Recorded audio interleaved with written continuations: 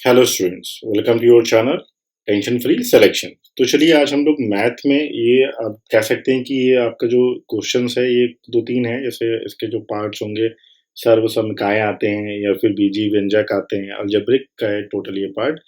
तो इसके कई सारे पार्ट्स होंगे, कई सारे क्वेश्चंस होंगे। तो मैं बात करता हूँ इस क्वेश्चंस की। ये जो क्वेश्चन है ये यूपी टेट 2020 में आया हुआ क्वेश्चन है, ठीक है। तो क्या लिखा हुआ है, एक्स इक्वल टू 2 - √3 और ये क्या लिखा है -1 यानी कि इनवर्स पे 1 लगा हुआ है। तो हम लोग इसको कैसे लिख सकते हैं? अगर हम नॉर्मल फॉर्मेट में बात करते हैं तो इसको हम लिख सकते हैं x is equal to 1 upon पे 2 - √3, ठीक है। तो जब कभी ऐसा 1 अपॉन पे या रेशनल नंबर बनता है तो हमारी ड्यूटी ये बनती है कि हम पहले इसको एक लाइन पे लेकर आए। तो जब हम इसको एक लाइन पे लेके आते हैं तो हमें क्या करना पड़ता है, मल्टीप्लाई करना पड़ता है। ये जो नीचे नंबर दिया होता है इसको बोलते हैं संयुग्मी, ठीक है।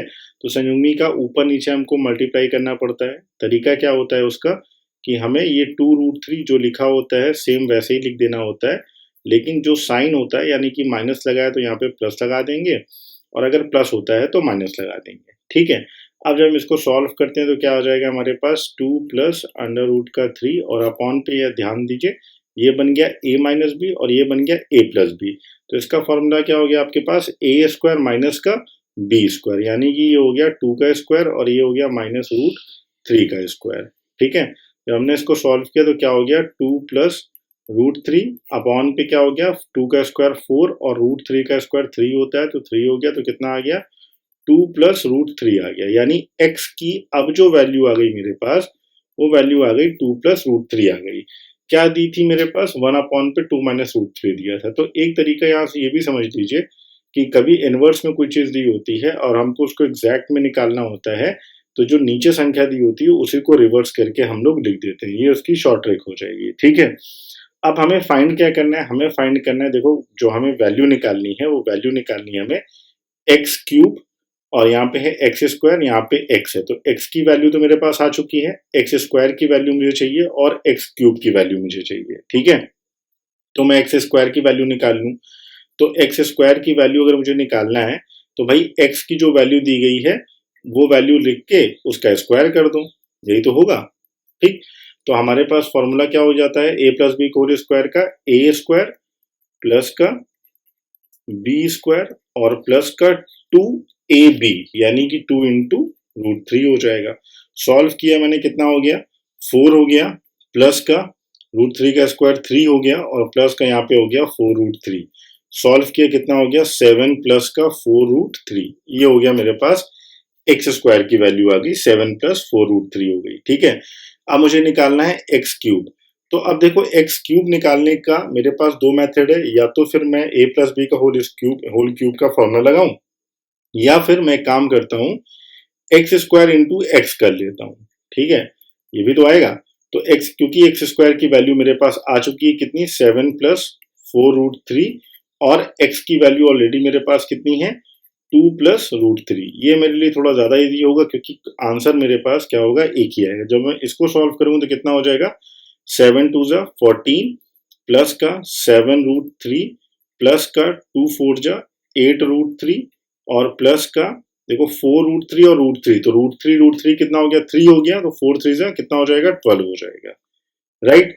इसको सॉल्व करोगे तो 14 और 12 कितना हो जाएगा 26 हो जाएगा और प्लस का ये 7√3 और ये 8√3 तो कितना हो जाएगा 15√3 हो जाएगा, ठीक है। तो ये मेरे पास हो गई x³ की वैल्यू, ठीक।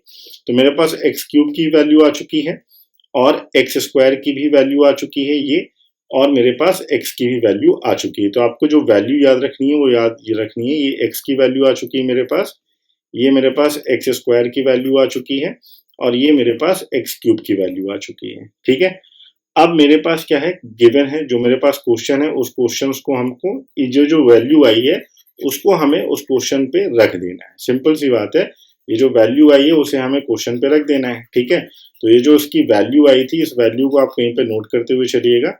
इस वैल्यू को हम लोग यहाँ पे रख देते हैं। अब हम लोग इसको आगे सॉल्व करते हैं, ठीक।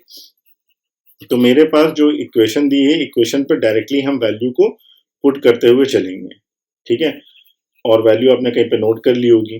तो मेरे पास क्या कह रहा है, एक्स क्यूब कह रहा है, तो एक्स क्यूब की तो वैल्यू मेरे पास ऑलरेडी है, कितनी थी 26 प्लस का 15√3, ये थी मेरे पास एक्स क्यूब की वैल्यू, माइनस का 2 और एक्स स्क्वायर की भी वैल्यू मेरे पास थी, एक्स स्क्वायर की वैल्यू कितनी थी मेरे पास 7 प्लस का 4√3 था, माइनस 7 और एक्स की भी वैल्यू मेरे पास थी, इसका जस्ट क्या था रिवर्स था, यानी कि 2 प्लस √3 था मेरे पास, और प्लस का 5। अब इसको हम इजी वे पे सॉल्व कर लेंगे, कोई दिक्कत नहीं है हमारे पास, ठीक है।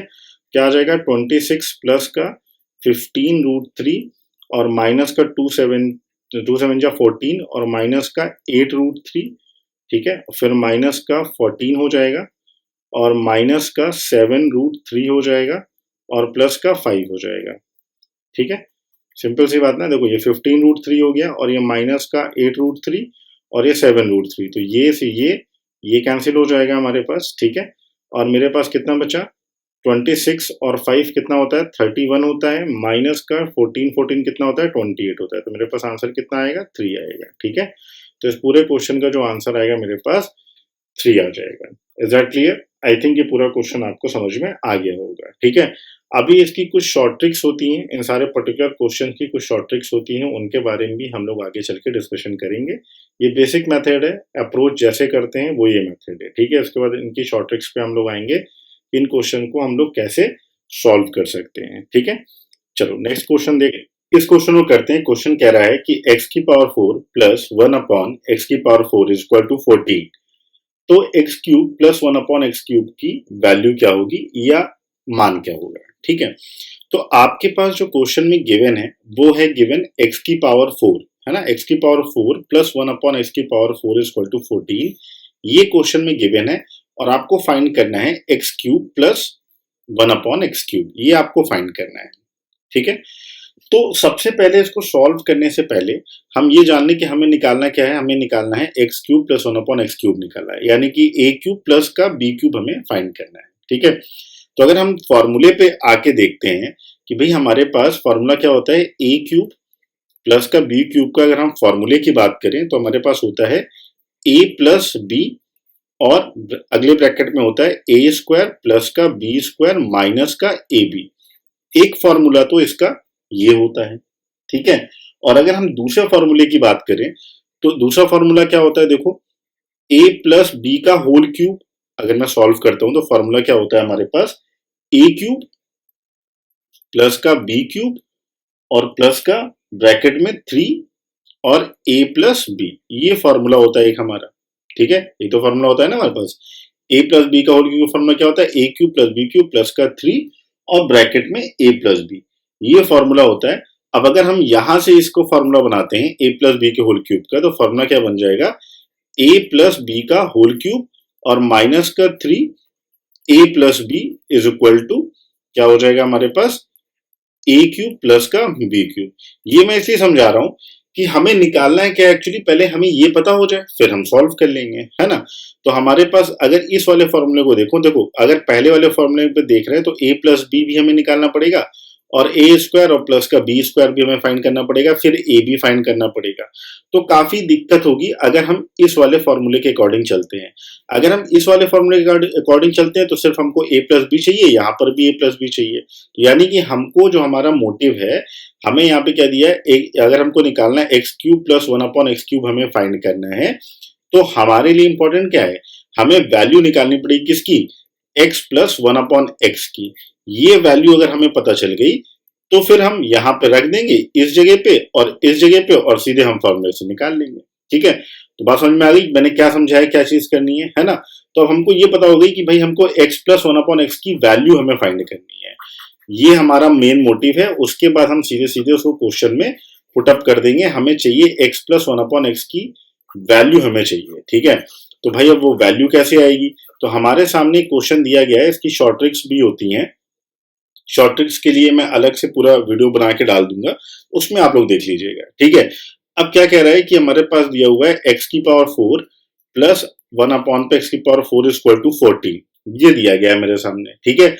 तो अब मैं क्या करूं, अगर मैं इसको एक्स स्क्वायर प्लस 1 अपॉन पे एक्स स्क्वायर का होल स्क्वायर करूं, ठीक है, x square plus 1 upon x square का होल स्क्वायर मैंने किया, तो मेरे सामने क्या हो जाएगा एक्स की पावर 4 प्लस 1 अपॉन एक्स की पावर 4 प्लस का 2। सिंपल है, a square plus b square plus 2 a b, क्योंकि ए बी क्या है, एक्स स्क्वायर और 1 अपॉन एक्स स्क्वायर कट जाएगा तो 1 आ जाएगा।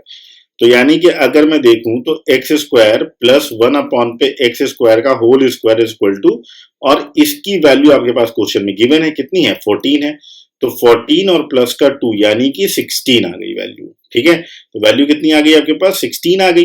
तो इसका मतलब ये हो गया कि भैया एक्स स्क्वायर प्लस 1 अपॉन पे एक्स स्क्वायर का ऐसे सॉल्व करें, स्क्वायर हटाए तो अंडर रूट का 16 यानी कि 4। तो अब आपके पास आ गया x square plus 1 upon x square की वैल्यू आ गई, कितनी आ गई, 4 आ गई। अब क्योंकि आपको फाइंड करना है x plus 1 upon x find करना है, और आपके पास वैल्यू किसकी आ गई, x square plus 1 upon x square की वैल्यू आ गई। तो हम क्या कर सकते हैं, हम कर सकते हैं एक्स प्लस, अगर हम देखें एक्स प्लस 1 अपॉन एक्स का होल स्क्वायर की वैल्यू क्या होती है, ए स्क्वायर प्लस का बी स्क्वायर और प्लस का ये 2 हो जाएगा। अब हम इस वैल्यू को यहाँ पे पुट कर देंगे, कितनी वैल्यू आ गई, 4 आ गई। तो 4 और प्लस 2 कितना हो गया, 6 हो गया। ठीक है, तो x plus 1 upon x square की वैल्यू कितनी हो गई, 6 हो गई। सॉल्व करो आगे, तो x plus 1 upon X is equal to कितना हो गया, अंडर रूट का 6 हो गया। इतनी बात समझ में आ गई। ठीक है, तो हमें जो फाइंड करना था वो तो हमने फाइंड कर लिया, जो क्वेश्चन में हमें फाइंड करना था भाई वो तो हमने फाइंड कर लिया। ठीक है, यानी x प्लस 1 अपॉन एक्स की वैल्यू निकाल ली, कितनी होती है, अंडर रूट 6 होती है। ये मैंने क्वेश्चन से निकाल लिया। ठीक है, अब क्वेश्चन में अब जहां पे मुझे वैल्यू फाइंड करनी थी उस वैल्यू को वहां पे हम पुट कर देंगे और सिंपल वे पे उसका आंसर निकाल लेंगे। ठीक है, लास्ट में थोड़ा सा ये टफ है, लास्ट में ऐसा टफ है क्योंकि यहाँ पे जो ऑप्शंस दिए गए हैं, क्योंकि आंसर तो एक ही आएगा ना। ठीक है, आंसर तो 4-5 नहीं आएंगे, लेकिन यहाँ पे ऑप्शंस की बात कर रहे हैं कि ऑप्शन में हर में 3-3 दिया हुआ है। ठीक है, तो यहाँ पे वैल्यू हमने निकाली है x प्लस 1 अपॉन एक्स की रूट 6 हमने वैल्यू निकाल ली है। ठीक, और मैंने अभी आपको स्टार्टिंग में फॉर्मूला बताया था, स्टार्टिंग फॉर्मूला क्या बताया मैंने आपको, x प्लस ए क्यूब यानी कि ए क्यूब प्लस बी क्यूब का फॉर्मूला क्या बताया मैंने आपको, a प्लस बी का होल क्यूब और माइनस का 3 और a प्लस बी, ये तो फॉर्मूला बताया। तो a प्लस बी की जगह क्या हो जाएगा, x और 1 अपॉन एक्स हो जाएगा। इसकी वैल्यू मैंने निकाल ली है, तो कितना हो जाएगा, अंडर रूट 6 का क्यूब हो गया माइनस का 3 अंडर रूट 6 हो गया। अब अंडर रूट 6 का क्यूब को सॉल्व करने का तरीका क्या होता है भाई, इसका मतलब हो गया under root 6 under root 6 under root 6, ये हो गया माइनस का 3 रूट 6। तो भाई 2 रूट 6 मिलके कितना होता है, 6, यानी रूट हट जाता है, तो 6 रूट 6 माइनस का 3 रूट 6 हो गया। तो इसको सॉल्व करो भाई, 6 रूट 6 से 3 रूट 6 माइनस कर दो तो कितना आ जाएगा, 3 रूट 6 आ जाएगा। यानी कि अल्टीमेटली जो हमारा आंसर आया वो आया 3 रूट 6। ठीक है, बात समझ में आ गई, यानी कि फर्स्ट ऑप्शन। ठीक, लेकिन आप ऑप्शन देखिए, ऑप्शन में क्या कह रहा है, ए बी डी कह रहा है, ए बी सी कह रहा है, ए सी डी कह रहा है और बी सी डी कह रहा है, यानी कि 3 रूट 6 को हम किसी और फॉर्म पे भी लिखेंगे। अब वो फॉर्म क्या होगा उसको भी देख लेते हैं। भाई ये 3 रूट 6 है, ठीक है, तो अगर मुझे यहां से ऊपर से रूट 6 हटाना है तो मैं काम करता हूं, रूट 6 और रूट 6 का ऊपर मल्टीप्लाई कर दिया, नीचे क्या कर दिया, डिवाइड कर दिया। तो कितना हो गया, रूट 6 और रूट 6 6 हो गया, और 6 3 कितना हो गया, 18 हो गया अपॉन पे 6। तो अगला ऑप्शन क्या हो सकता है, 18 रूट 6 हो सकता है। तो भाई जो बी वाला ऑप्शन है वो भी सही हो गया, यानी कि पहला वाला भी ऑप्शन सही हो गया, दूसरा वाला भी ऑप्शन सही हो गया। तो ए बी देख लेते हैं, एक तो ए बी इसमें भी है, ए बी इसमें भी है, यहाँ पे ए नहीं है तो ये तो कैंसिल हो जाएगा, यहाँ भी ए, यहाँ पे बी नहीं है तो ये कैंसिल हो जाएगा। अब 2 ऑप्शन बाकी रहेगा, या तो डी या तो सी। तो भाई और क्या लिख सकते हैं, अब ये 18 रूट 6 को मैं और क्या लिख सकता हूं, मैं ये सोचने की कोशिश करता हूं। ठीक है, अगर मैं 18 को ब्रेक करता हूं, 18 को मैं ब्रेक करता हूं, मान लीजिए कि मैंने 18 को ब्रेक किया, 9 इंटू 2 पे ब्रेक कर दिया मैंने, ठीक है, और ये आपका हो गया अंडर रूट 6 हो गया, ये कितना हो गया, अंडर रूट 6 हो गया। ठीक है, 9:2 अपॉन पे रूट 6 पे मैंने इसको क्या कर लिया, ब्रेक कर लिया। ठीक, अब अगर मैं इसको देखूं तो इस जो ये आपका 2 लिखा है, ठीक है, यानी कि ये जो 2 लिखा है इसको हम और क्या लिख सकते हैं, इधर मैं बना रहा हूं, देखिए 9 है, इसको मैं रूट 2 इंटू रूट 2 लिख लूं और अपॉन पे रूट 6 हो जाएगा, है ना।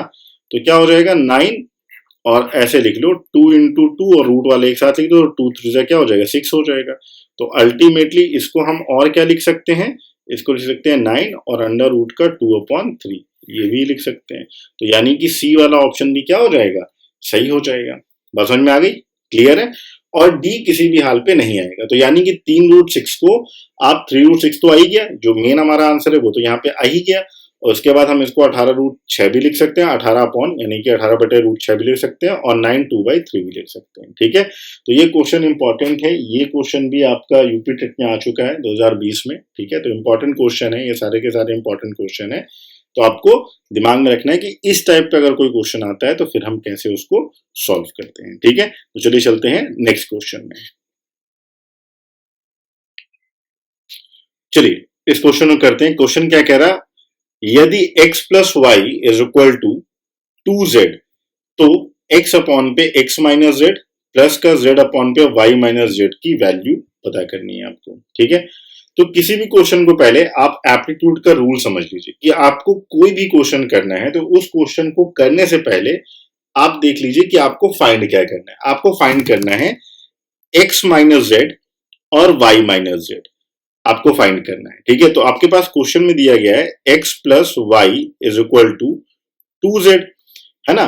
तो अब अगर हम इसको देखें तो x plus Y is equal to, यहाँ पे 2 टाइम्स z लिखा है तो इसको हम z और प्लस z लिख लेते हैं, है ना। 2 बार z लिखा है, बात तो वही हुई। अब एक काम करते हैं, क्योंकि हमको निकालना है x माइनस जेड निकालना है ना। तो मैंने क्या कर दिया, x माइनस जेड कर दिया, इस z को मैं इधर लेके आ गया। ठीक, बात समझ में आ गई। और इस वाले y को मैं उधर लेके गया तो क्या हो गया, z माइनस वाई हो गया। यानी कि ये दोनों वैल्यू आपस में क्या हो गई, इक्वल हो गई। यानी x माइनस जेड और z माइनस वाई, ठीक है, याद रखिएगा ये दोनों वैल्यू आपस में क्या हो गई, बराबर हो गई, x माइनस जेड और z माइनस वाई। ठीक, अब आगे सॉल्व करते हैं। क्वेश्चन में हमको ये फाइंड करना है, यानी कि हमको फाइंड क्या करना है, x अपॉन पे x माइनस जेड प्लस का z अपॉन पे y माइनस जेड हमें सॉल्व करना है, फाइंड करना है। ठीक है, तो मैं एक काम करता हूं भाई, ये x माइनस जेड है और x माइनस जेड की जगह हम z माइनस वाई तो रख ही सकते हैं, राइट। यहां से हम क्या कर सकते हैं, z माइनस वाई रख सकते हैं, है ना। यानी इस वैल्यू की, इसकी ये वैल्यू है तो इसको यहाँ पे रख सकते हैं। तो x अपॉन पे क्या हो जाएगा मेरा, z माइनस वाई हो गया, प्लस हो गया। अब यहाँ पे नीचे देखो y माइनस जेड है, अगर मैंने इससे माइनस कॉमन ले लिया तो मेरे पास क्या हो जाएगा, ये भी z माइनस वाई हो जाएगा, है ना। अगर मैंने इससे माइनस कॉमन ले लिया तो ये भी z माइनस वाई हो जाएगा। अब मैं ऐसा क्यों कर रहा हूं ये मैं बता देता हूं, क्योंकि नीचे का जो हमारा डिनोमिनेटर है अगर वो इक्वल हो जाएगा तो मेरे लिए एलसीएम के लिए बहुत इजी हो जाएगा। ठीक है, एलसीएम क्योंकि हमारे पास 1 हो जाएगा तो हमें कोई दिक्कत नहीं होगी।